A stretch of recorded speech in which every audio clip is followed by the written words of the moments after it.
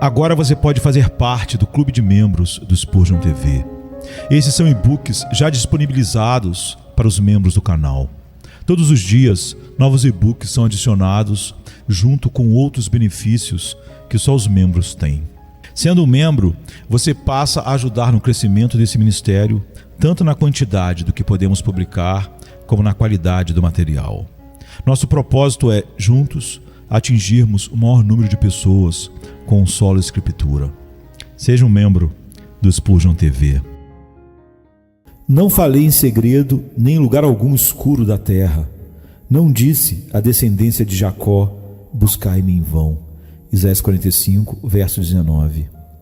Podemos obter muito consolo ao considerar o que Deus não disse. O que Ele disse é inexprimivelmente cheio de conforto e deleite. O que Ele não disse dificilmente é menos rico em consolação.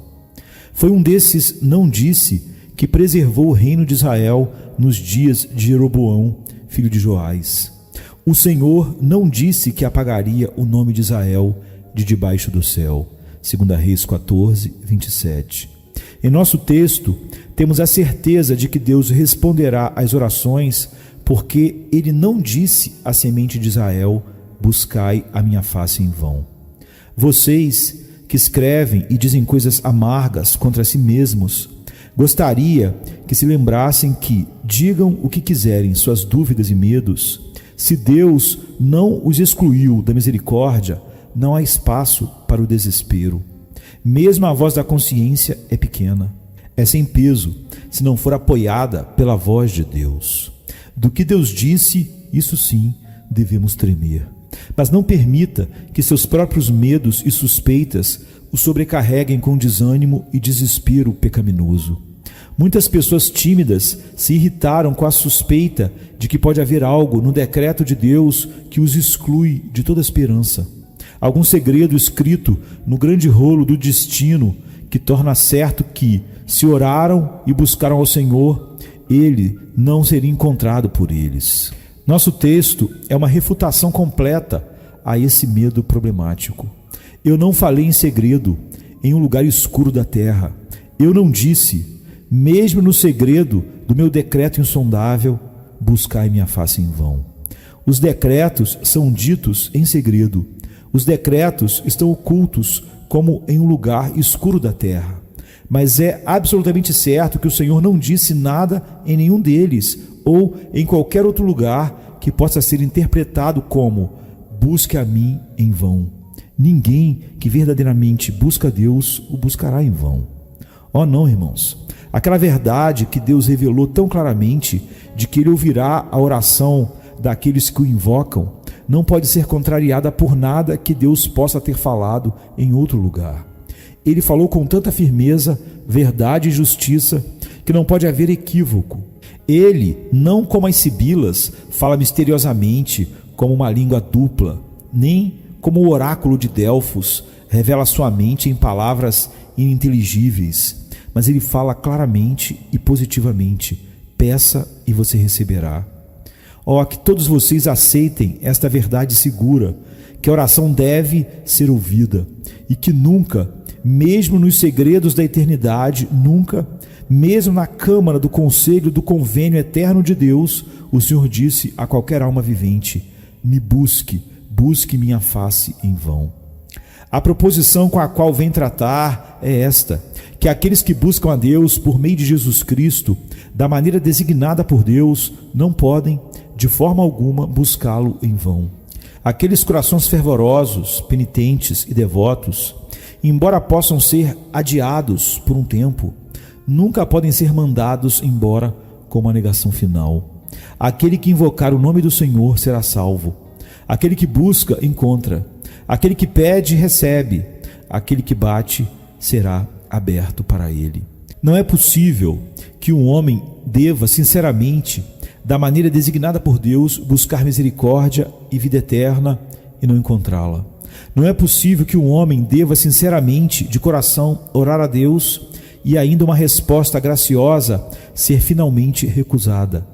E isso por vários motivos. Vamos supor o caso. Suponha que a oração sincera pudesse ser infrutífera.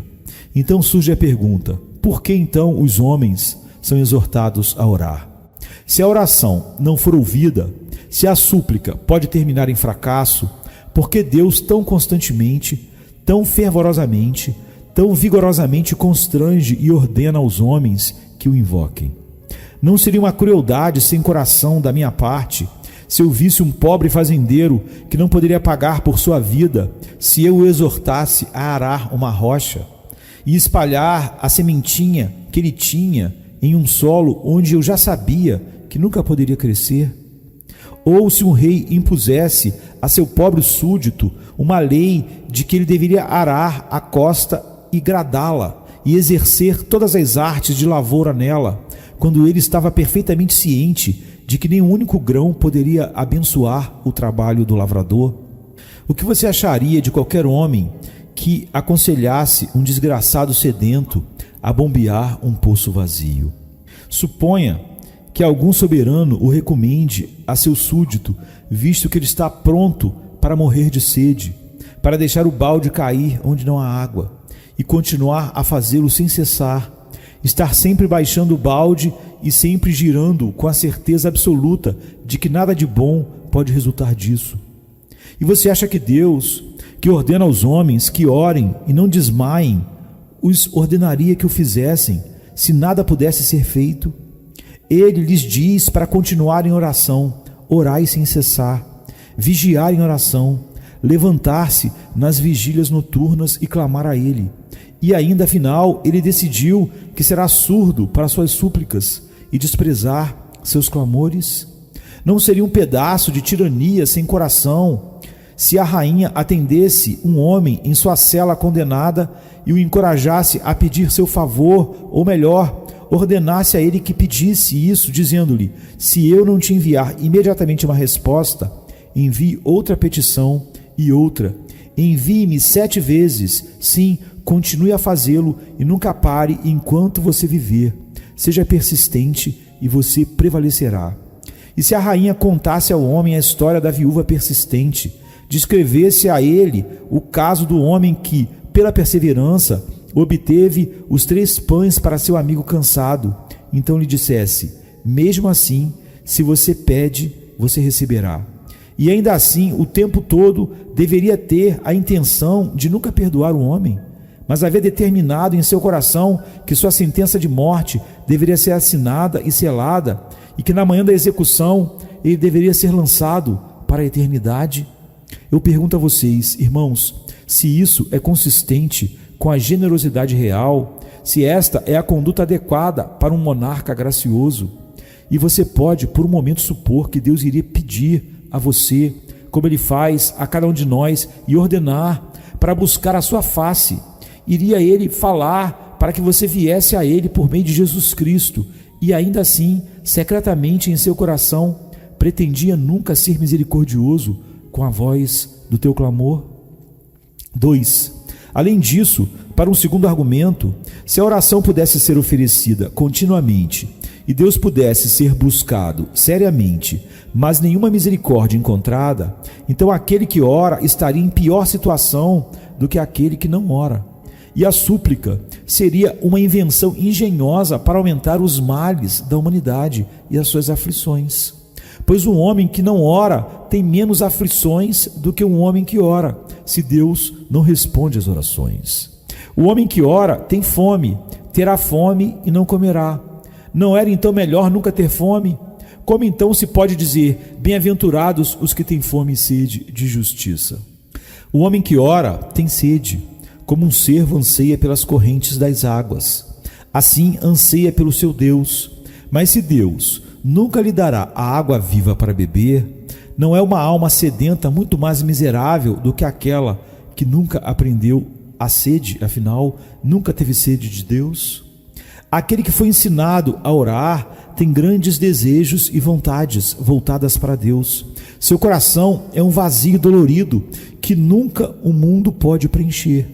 Mas aquele que nunca ora não tem anseios e apegos por Deus, desejos por Deus. Aquele que nunca faz súplicas não sente desejos insatisfeitos voltados para Deus. Então, um homem pode ter esses desejos veementes e mesmo assim Deus nunca os concederá. Então, certamente o homem que ora está em uma posição pior do que aquele que não ora. Como isso pode ser?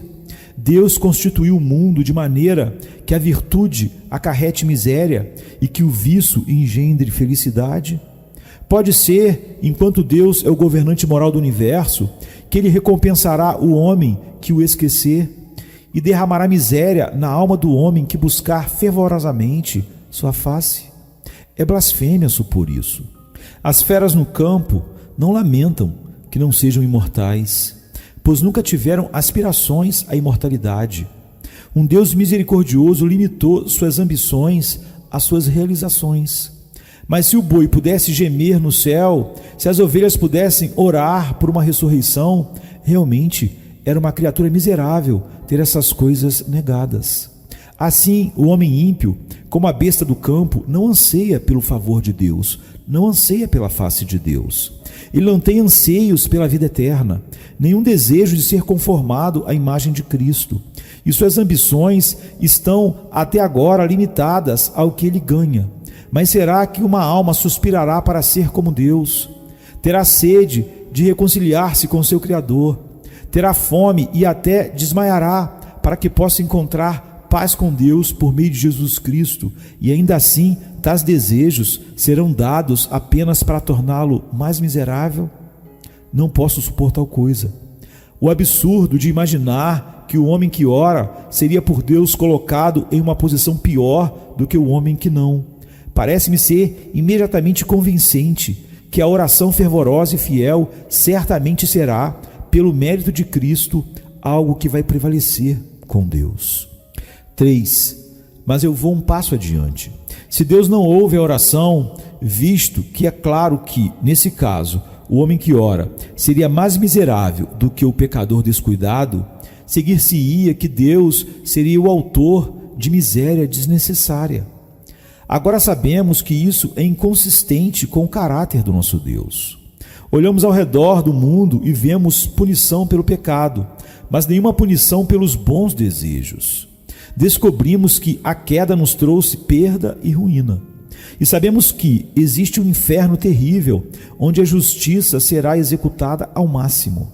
Mas não vejo nenhuma câmara de tortura arbitrária, onde Deus, o Todo-Poderoso, tem prazer nas dores imerecidas e gemidos imerecidos de suas próprias criaturas. Não vejo uma única invenção feita por Deus a fim de causar dor desnecessariamente. Não encontro uma junta do meu corpo, não, nenhum tendão ou um músculo que se destina a me causar angústia. Todos eles podem estar torturados de dores e sofrimentos por não estarem funcionando bem, visto que sou um homem caído e pecador. Mas o corpo não foi organizado para a dor, mas para o prazer e o deleite. E você pensa que Deus engenhosamente colocaria um propiciatório para aumentar a miséria humana com uma zombaria da graça, uma imitação da generosidade? Você sonha que ele enviaria ordens aos homens, cuja obediência lhes traria maior tristeza do que a desobediência poderia trazer? Você acha que ele os faria com as mãos estendidas para serem mais miseráveis do que eram antes? Ele seria tão falso e cruel a ponto de convidá-los a vir, sabendo que sua vinda só os tornaria 10 vezes mais infelizes do que já estavam, porque ele não pretendia aceitá-los quando viessem? Quem pode pensar assim do meu Deus não o conhece. Aquele que poderia sonhar que é possível para ele convidar e incitar em você a oração que ele prometeu ouvir e ainda afinal a rejeitaria, certamente deve estar comparando Jeová a Cali, o Juggernaut. Ele não sabe quem é e o que é Jeová, o Deus eterno. Você não sabe que a própria oração é obra de Deus? A oração não é mais o ato da criatura do que a obra do Criador. A oração é Deus no homem voltando-se para Deus. A oração é fruto da vida divina operando no homem. E você acredita que o próprio Deus escreveria sobre o coração humano orações que ele não pretendia ouvir e que o Espírito Santo redigiria petições que Deus, o Pai Eterno, decidiu rejeitar? Não, não e não. Devemos, a partir dessa forma negativa de raciocínio, ser persuadidos de que nosso Deus ouvirá e responderá às orações. 4. Se ainda houvesse alguns desanimados que pensam que Deus os convidaria a orar e ainda assim os rejeitaria, eu colocaria isso em outro termo, em outro terreno. Os homens fariam isso? Mesmo você, por mais cheio de pecados que seja, trataria seu próximo assim? Eu sei que devemos desprezar qualquer homem rico que diga aos mendigos nas ruas: eu moro em tal e tal lugar, fica a 6 milhas de distância. Se todos vocês vierem amanhã de manhã às 8 horas e bater à minha porta, repetindo o nome do meu filho, eu suprirei suas necessidades. E quando ele tivesse recolhido os pobres mendigos, ele deveria deixá-los ficar a bater de acordo com a sua ordem, até que estivessem cansados e nunca lhes conceder uma resposta. Se ele deveria deixá-los saber que havia pão dentro da casa, mas não um bocado para eles? Devemos dizer, bem, se os homens gostam de se alegrar com piadas e brincadeiras, que não façam isso com os pobres e necessitados, que encontrem outras vítimas, e que os desamparados mendigos das ruas não sejam vítimas de tais alegrias tolas, divertimentos tolos e piadas tolas. E será possível que meu Deus seja menos generoso do que os homens? Não descobrimos continuamente que, se há um hospital aberto para socorrer os enfermos ou para curar os mutilados, que quando muitos feridos fazem um pedido, eles são recebidos? Não sei se há algum intestino peculiar de compaixão naqueles que supervisionam o hospital, mas eu sei disso. Há tanto leite da bondade humana em seus seios que no momento em que um pobre infeliz é trazido para a porta quase morto, se fosse um caso mais leve, eles poderiam fazer alguma exceção. O próprio desespero do caso escancarou a porta do hospital imediatamente e o paciente foi e é admitido. O homem está, em tal caso, perto de morrer. Não, na verdade condenado e totalmente arruinado por seu pecado.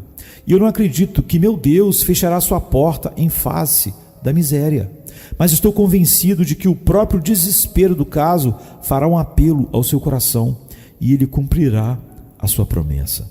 É um terreno baixo para colocá-lo, devo admitir, pois Deus é infinitamente mais amoroso do que os homens. Como os céus são mais altos do que a terra, assim são os seus caminhos mais altos do que os nossos, e os seus pensamentos do que os nossos pensamentos. E se um homem não rejeitasse a súplica que ele mesmo havia enviado e estimulado, se o coração de um homem se compadeceria do grito de miséria, muito mais o coração do Deus generoso, cujo próprio nome é amor e cuja natureza é dar liberalmente sem censura. Estou persuadido, portanto, de que ele deve e ouvirá a oração. 5. Além disso, você se esqueceu de que este é o memorial de Deus pelo qual ele se distingue dos falsos deuses?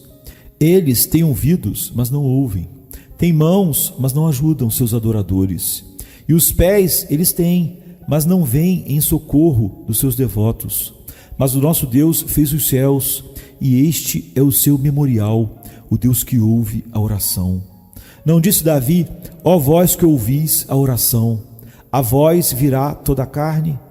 Uma das provas permanentes da divindade de Jeová é que ele até hoje responde às súplicas do seu povo. Mas suponha que qualquer um entre vocês pudesse buscar verdadeiramente sua face dia após dia, semana após semana, mês após mês, e ainda assim ele deveria recusar você. Onde estaria o memorial de Deus? Se aquele pobre pecador com lágrimas e gritos lamentosos realmente sitiasse o propiciatório em nome de Jesus, e Deus, o Pai Todo-Poderoso, lhe desse uma recusa e o afastasse, eu digo: onde está o glorioso nome de Deus? Admito que a resposta pode demorar, mas apenas para que seja mais doce quando vier. Sei que os navios do céu podem levar uma longa viagem, mas apenas para que possam trazer uma carga mais rica para você. Mas eles devem vir. Se a visão demorar, espere, ela virá, não tardará, é o que diz o texto bíblico. Do contrário, digo, onde está a glória de Deus? Como ele se distingue acima de Baal? Como ele é exaltado acima dos deuses pagãos? Elias não o testou? Os sacerdotes de Baal gritaram, eles se cortaram com facas, de manhã à noite, os seus gritos subiram ao céu. E o profeta foi sarcástico e disse, grite alto, pois ele é um Deus. Antes, ele pode estar viajando numa jornada, ou quem sabe, ele está dormindo e deve ser despertado. Durante todo o dia, as lancetas derramaram sangue sacerdotal, mas nenhuma voz veio de Baal. Limpe o palco e deixe agora o servo de Deus vir. Ele levanta as mãos ao céu e clama, Senhor, Deus de Abraão, Isaque e de Israel, que todos saibam hoje que tu és Deus em Israel e que eu sou teu servo e que fiz todas essas coisas pela sua palavra. Ouve-me, Senhor, ouve-me, para que este povo saiba que tu és o Senhor Deus e que fizeste voltar o seu coração para ti. Cai o fogo do Senhor, consumindo não só o novilho, mas as pedras do altar e a água da vala, pois o nosso Deus ouve a oração. Agora vê, alma, que o teu desespero, quando você diz que ele não vai te ouvir, realmente tira de Deus um dos seus títulos mais grandiosos. Você lhe é uma séria desonra ao supor que ele se recusará a ouvi-lo.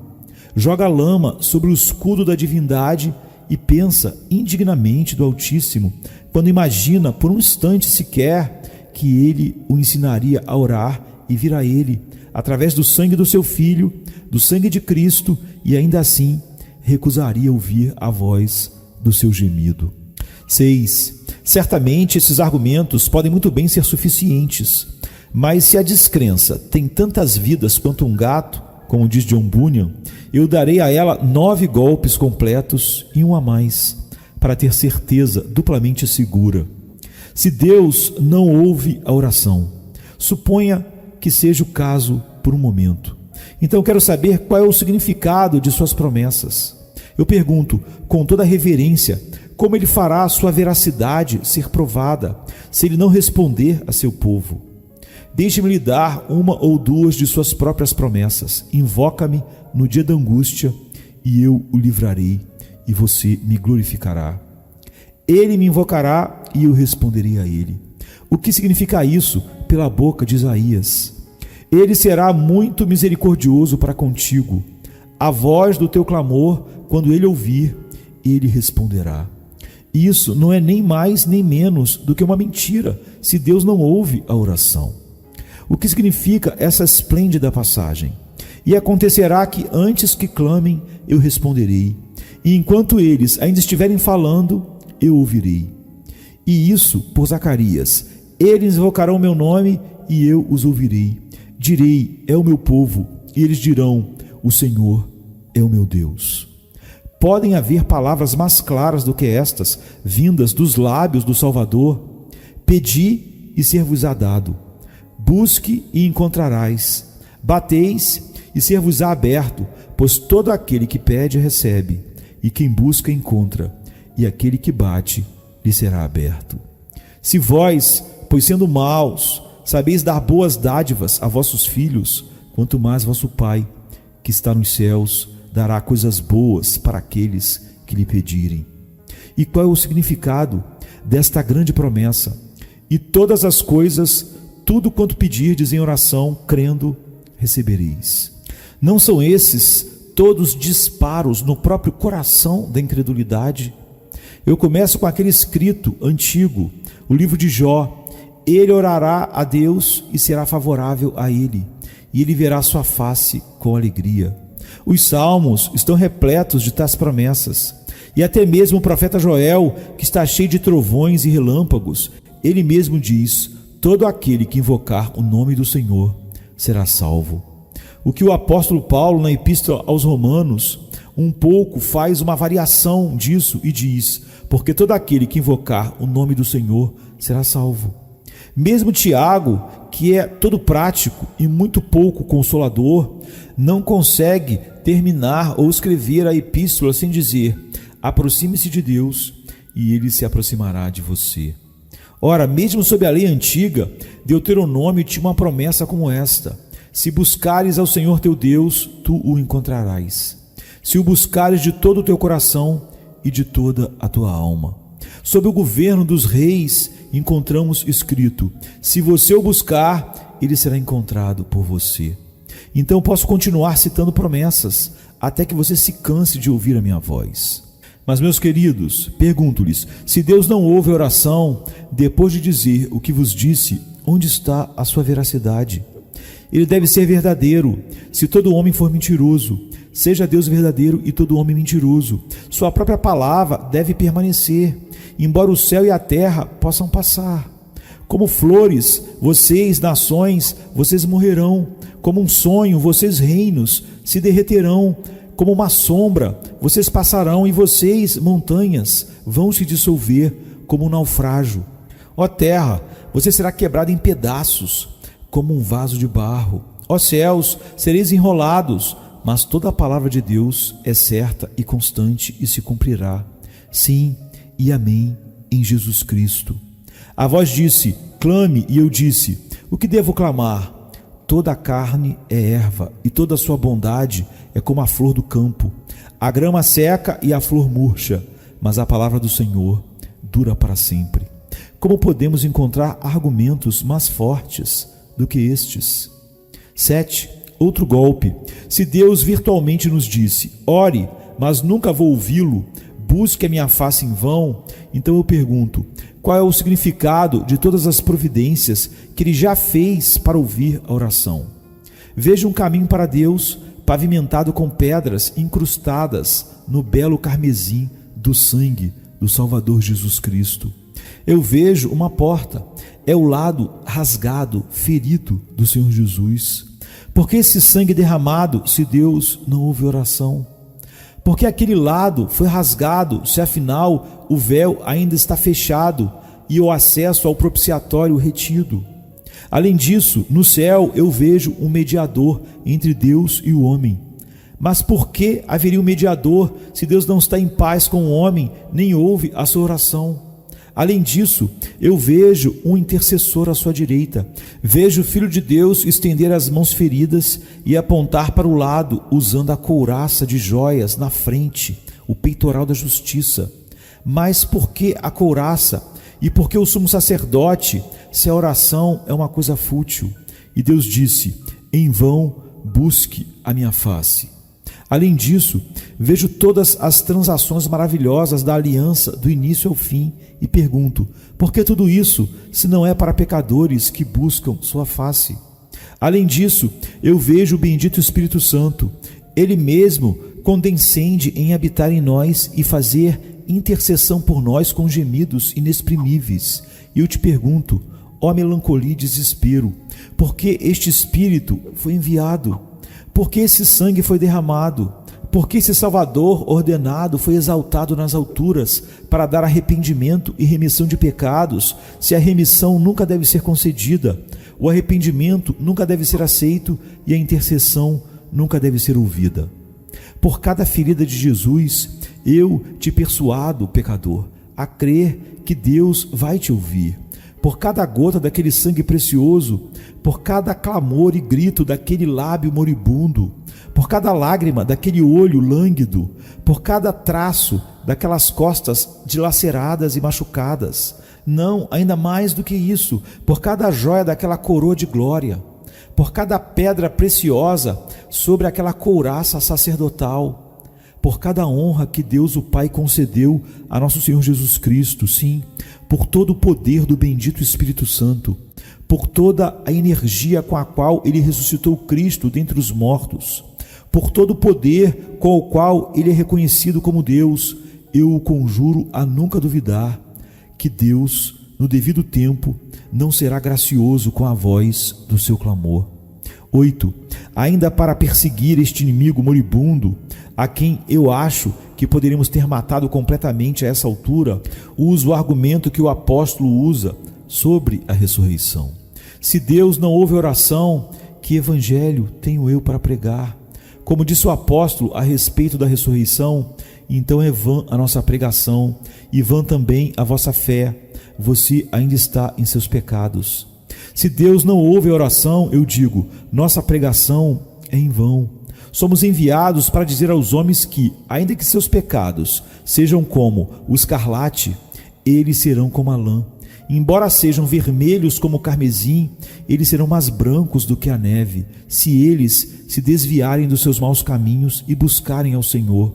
Mas se eles puderem se voltar e ainda assim não forem aceitos, eu, da minha parte, renuncio à minha comissão, pois eu não tenho um evangelho que vale a pena ser pregado, e certamente você dirá, não é um evangelho que vale a pena nossa aceitação. Se a oração oferecida em nome de Jesus não for aceita, seguindo a linha do argumento do apóstolo Paulo, então Cristo não é aceito. Se a súplica do pecador, por amor de Cristo e em seu nome, pelo seu sacrifício, não for ouvida, então Cristo não é ouvido. E se Cristo não for ouvido e aceito, então nossa pregação é vã, e a sua fé é vã, sim. E somos achados testemunhas falsas de Deus, porque testificamos de Deus que Ele ouve a intercessão de Jesus, a quem Ele não ouve, se não ouvir aqueles que clamam pelo seu nome. Se você pudesse provar uma vez que a verdadeira oração pode ser rejeitada por Deus, ela não é a pedra angular do Evangelho, mas ainda é a mais importante. E se você pudesse tirá-la, você perturbaria a pedra angular do celestial arco. 9. Além disso, meus irmãos, e aqui nós desferimos o 9º golpe, se isso pudesse ser removido, onde estava a esperança do crente? Onde estaria a esperança do crente? Pendure os céus em um saco, deixe o sol se transformar em escuridão, deixe a lua se tornar um coágulo de sangue, se o propiciatório pode ser provado ser uma zombaria e uma piada. Se Deus deixasse seu povo clamar e não fosse misericordioso, melhor para nós que nunca tivéssemos nascido. O santo mais feliz, em seu melhor momento, seria tão miserável quanto os condenados no inferno, se fosse persuadido de que Deus não ouviu e não pôde ouvir a sua oração. O que teríamos para nos consolar em nossas horas de angústia? O que nos fortalecer em nossos tempos de trabalho e provação? Que refúgio da tempestade? Que abrigo contra o calor do deserto? Para onde, meus irmãos, poderíamos voar se o trono da graça fosse uma ficção? O céu, com certeza, foi fechado quando o portão da oração foi fechado. Certamente, todas as bênçãos haviam passado de uma vez, quando a oração deixou de ser verdadeira, quando a verdadeira oração não é ouvida. A escada que Jacó viu seria puxada de volta para o céu, e daí em diante não haveria comunhão entre Deus e o homem. Glória a Deus, tal coisa não pode ser. Pecador, você pensa que Deus jamais se negaria a seus santos, mas que Ele rejeitaria você. Mas veja, se Ele se recusa a ouvi-lo, a regra é quebrada. E a regra sendo quebrada, e havendo uma exceção, toda a estabilidade do conforto dos santos é removida com um só golpe. 10. Termino essa visão negativa do assunto observando, em 10º lugar, o que diriam no inferno se uma alma pudesse realmente buscar ao Senhor e ser rejeitada. A alegria profana dos demônios! Aqui está uma alma, diz alguém, que pereceu embora orasse verdadeiramente. Aqui está uma mão que tocou a bainha da vestimenta de Jesus, mas aquela vestimenta não o sarou. Aqui estão os lábios chamuscados por fogo ardente, que antes eram quentes com a oração viva. Acho que arrastariam tal pessoa em triunfo pelas ruas de Tofete, lotariam as vias públicas para olhar e que terrível aclamação de desprezo, que risada estrondosa subiria. Ha, ha, ha, ha, ha. Eles diriam, onde está o orgulhoso Salvador agora? Ele mentiu para as almas dos homens. Ele prometeu, mas não deu. Ele os ensinou a orar e os fez começar seu inferno na terra. E então os jogou no inferno para sempre. Poderia ser o que os homens de oração fariam no inferno. Lembro-me da história da senhora Hilland, uma boa mulher cristã que quando estava morrendo, estava muito, muito triste, e seu marido disse a ela: "Você está morrendo, minha querida?" "Sim", ela disse. "E onde você está indo?" ele perguntou. Ela respondeu: "Ah, John, estou indo para o inferno."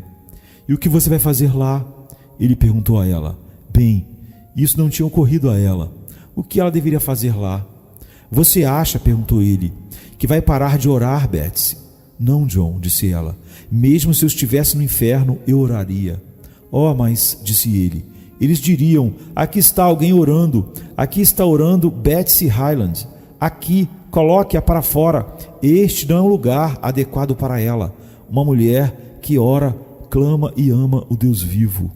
Então eu acho que, se um de vocês pudesse ir lá com uma oração nos lábios, implorando e clamando, eles ou se alegrariam com vocês como uma prova de que Deus não era verdadeiro, ou então diriam: expulse essa pessoa daqui. Nós não podemos suportar orações no inferno.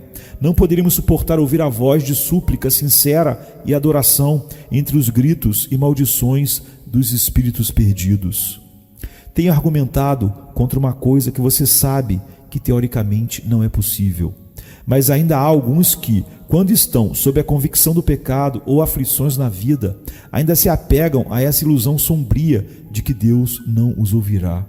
Portanto, tenho tentado, golpe após golpe, se possível, acabar completamente com esse medo. Quando Jael tomou apenas um prego e um martelo, foi capaz de golpear Císera através do seu cérebro com ele. Já que usei 10 pregos e dei 10 golpes tão vigorosos com o martelo quanto eu poderia dar a eles, ó Deus, faça eles tão fortes e suficientes para golpear o Císera da incredulidade aos seus pés. Venha-se, cansado estás, e eu descanso darei.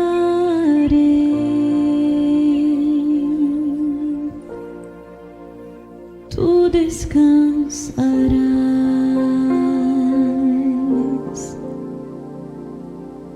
Venha-me se não tens paz, e eu darei paz sem fim.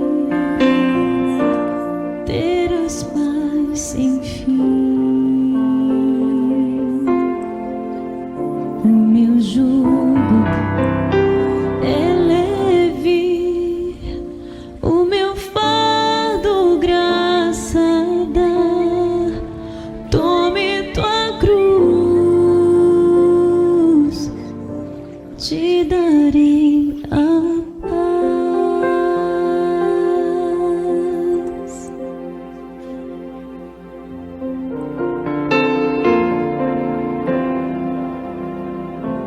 Venha o aflito